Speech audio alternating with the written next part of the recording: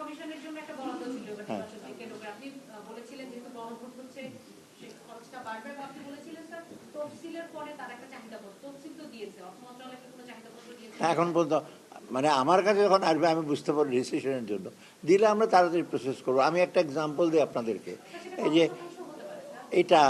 এটা নির্বাচন কমিশনের ব্যাপার। এটা আমরা নির্বাচনটা বেঁধে ধরে বলবো না এত পাঠান, কারণ ওদের যা যা লাগবে ওদের পুরা লজিস্টিক, তারপর অন্য সে আছে ওদের সাপোর্টিং অনেক লোকজন তো কাজ করবে ইলেকশনের জন্য।